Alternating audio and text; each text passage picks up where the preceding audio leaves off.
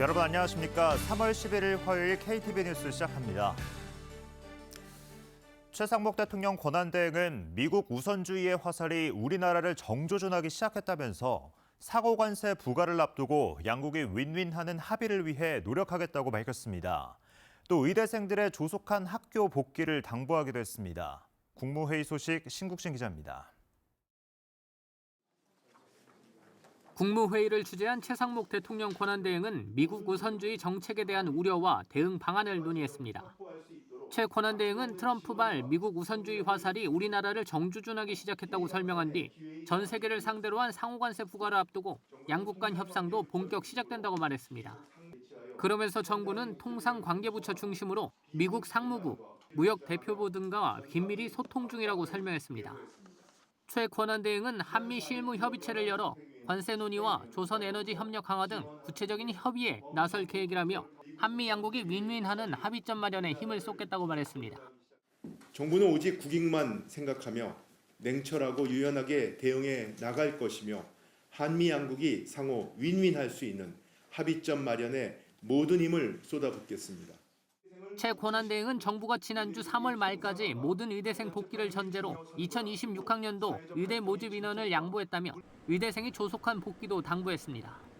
최 대행은 이번 결정이 결코 의료개혁의 후퇴나 포기가 아니라며 갈등을 줄여나가고 의료개혁에 매진할 수 있다고 판단한 결정이라고 밝혔습니다. 그러면서 대학에서도 의대생들의 빠른 복귀에 최선을 다하고 의대 교육 정상화에 온 힘을 쏟아주길 요청한다고 덧붙였습니다. 아울러 헌법재판소의 중요 선고를 앞두고 사회적 갈등의 증폭과 물리적 충돌 등에 대한 국민 우려가 커지고 있다며 불법적이고 폭력적인 집회 시위는 어떠한 관용도 없이 법과 원칙에 따라 엄단할 것이라고 말했습니다. 민생 문제에 대해서는 국회와 정부가 머리를 맞대고 해법을 찾아야 한다며 정부는 조만간 민생경제점검회의를 열어 소상공인 비용 절감 등을 위한 대책을 내놓겠다고 설명했습니다. KTV 신국진입니다. 이런 가운데 미국 백악관이 도널드 트럼프 대통령의 관세 정책을 홍보하면서 그 사례로 한국 기업들을 언급했습니다. 관세 정책의 효과로 미국 현지에서 생산 확대를 계획 중인 기업들이 늘고 있다는 설명입니다. 이 소식은 이혜진 기자가 전하겠습니다. 미국 백악관이 현지 시간 10일 도널드 트럼프 대통령의 관세 정책으로 글로벌 기업들이 미국 내에서 생산시설 확장을 고려 중이라고 홍보했습니다. 백악관은 그 사례로 글로벌 대기업 12곳을 소개했는데 이 중에는 한국 기업인 현대차와 LG전자, 삼성전자도 포함되어 있습니다. 백악관은 이에 대해 기업들이 관세 피해를 줄이기 위해 미국 시장으로 확장을 모색하고 있다고 밝혔습니다. 또 이런 양상은 트럼프 대통령이 미국 노동자를 우선하고 미국의 경쟁력을 높이기 위한 약속의 결과라고 주장했습니다.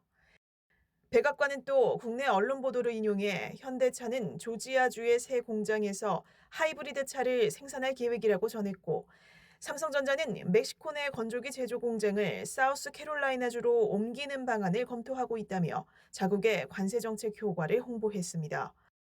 백악관은 지난달 2일에도 관세 정책 효과로 현대차와 현대제철, LG전자, 삼성전자를 언급한 바 있습니다. 트럼프 대통령은 취임 직후부터 미국 우선주의를 강조하고 관세 정책을 이용해 미국의 이익을 극대화하려는 의지를 드러내고 있습니다. And tariffs, it's a beautiful word, isn't it? That, along with our other policies, will allow our auto industry to absolutely boom. It's going to boom. 현지 시간 12일 0시부터는 미국으로 수입되는 모든 철강, 알루미늄 제품에 25% 관세가 부과됩니다. 지금까지 대미 철강 수출량 제한 쿼터를 받아들이는 대신 관세를 면제받아왔던 한국도 앞으로는 25% 관세를 적용받게 돼 있습니다. 트럼프 2기 행정부에서 부과한 관세 가운데 한국 제품이 직접 영향을 받는 첫 사례로 대미 철강 제품 수출 차질이 점차 현실화될 걸로 우려됩니다. KTV 이혜진입니다. 3월 초 수출이 증가세로 출발했습니다. 관세청은 이달 들어 어제까지 수출액이 139억 달러로 1년 전 같은 기간보다 2.9% 증가했다고 밝혔습니다. 같은 기간 수입은 159억 달러로 7.3% 증가했습니다. 품목별로는 1년 전보다 0.03% 늘어난 반도체가 19.8%로 가장 큰 비중을 차지했고 선박은 55.2% 증가하며 2위를 기록했습니다. 석유 제품과 자동차 부품 수출은 각각 0.7%와 7.6% 줄었습니다. 도난당한 고서를 사들인 것으로 드러나 논란이 된 대명률이 보물에서 제외됩니다. 문화유산위원회 산하 동산문화유산분과는 보물 대명률의 지정을 취소하기 위한 행정처분 취소 계획을 논의해 가결했습니다.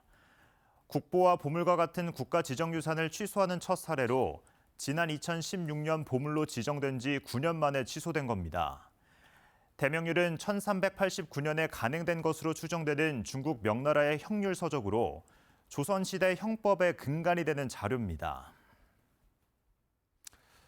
KTV 뉴스를 마칩니다. 저희는 내일도 국정 소식을 한 걸음 더 빠르게 전해드리겠습니다. 함께해 주신 여러분 고맙습니다.